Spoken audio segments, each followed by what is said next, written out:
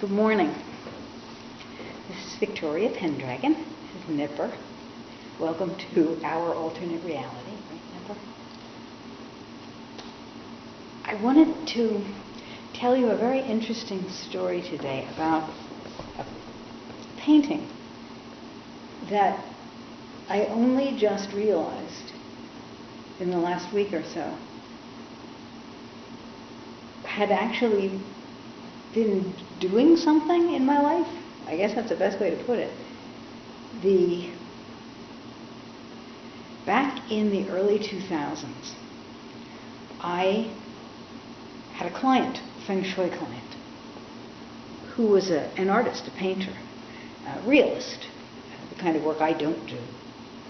And I very much admired her work and agreed, since she had wanted some healing work from me, to trade her a painting commissioned for my services. I had a little photograph that I very much liked that was on a greeting card that my daughter had given me of these rolling green hills covered with trees, not unlike where I live now. Not then, but I loved that. I love that land. It's my favorite kind of land. And so I showed her this picture. And I said, this is what I would like. Not necessarily this exactly, but something like this. Months and months and months went by. Fine. I know how that is. Ultimately, she showed up at my door with a large painting, much larger than I had expected, probably about 30 by 38, and unveiled it for me.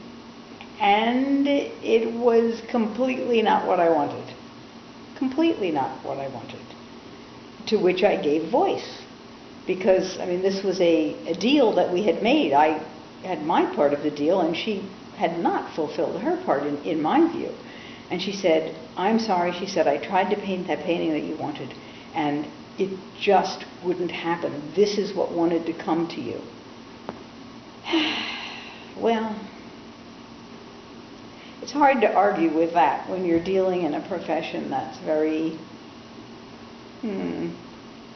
I even can't think of a word for it, but where you're dealing with people's openness to their own intuition and your openness to your own intuition, and you don't want to not honor somebody's intuition except this is not what you paid for. So it was a difficult situation. And I let her get away with it. And I hung the thing up on my wall. It took up most of the wall of the room I was putting it in. And I never liked it. I never resonated with it. It was a largely sea and sky. And by sea I mean ocean and sky. So with large rocky cliffs, bare, on either side. So like not a tree in sight. Nothing green, nothing. It was exactly, if you would, the opposite of what I had asked for. But I had paid dearly for the thing, and so I hung it up, and I had it. And when I ended that part of my life and left my second husband and moved to Rhode Island, I took this painting with me, and I hung it up there as well. And you might ask why, and I'm not sure why, but there was something, probably because of the unfinished quality of what was going on there for me emotionally with this piece, and my inability to stand up for what I wanted at one level, but also this curious, no, I have to take this kind of a thing. So I didn't want this discomfort out of my life. I hung it on the wall there, and after I'd been in Rhode Island for a couple of months, I thought to myself, you know what, this is my damn painting. And I'd been painting anyway, got out my acrylics, went to work on the painting. Put some trees on the hills, put some bushes, some grasses, some flowers. I was very pleased with myself, quite frankly. Her sky and water were, and the rocks too, they were really well done. It just hadn't been what I wanted. Well, now it was closer to what I wanted because I had all these lovely trees in there. And a month or so later, I thought, you know what? I'm going to be in there too. And so I painted myself in, a little tiny figure standing on the rock looking out at the sea, as though looking for something. And felt much better about the whole thing. Time passed. I ended up moving back to New Jersey, then down here to the hills that I wanted to have in the picture, but now had in my life and was living in them. And I hung the painting on the wall in the bedroom, in a very private place, because whatever I was dealing with this painting, it was a very private thing to me. And one day I thought, you know what? Still not right. This painting is still not right. Something's not correct here.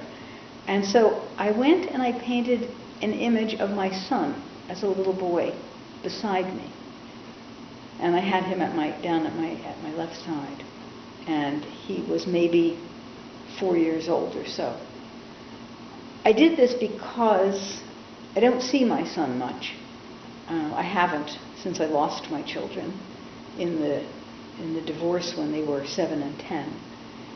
And I don't think he's ever really trusted me at an emotional level. So I wanted to be closer to him. So I painted him into this picture. And a few days later I went and I thought, you know what? It doesn't seem fair I put him in and I didn't put my daughter in, but very close to my daughter, which is why I hadn't put her in. So I put a little boat in out in the ocean. And I thought, well, maybe she's coming in on this boat. Something else needs to be here. So I put this boat in. Not you could see anybody on it. It was a tiny little thing. Well, I hadn't realized this until just last week. About 3 months later, my son picked up and moved to Europe. He just moved across the sea. He flew. He didn't go on a boat. But he went to Germany to live and is now married over there, and that's wonderful. But I began to realize just the other day, oh, look at that. I painted him in the picture, looking out at the sea. I painted a boat. Now he's gone.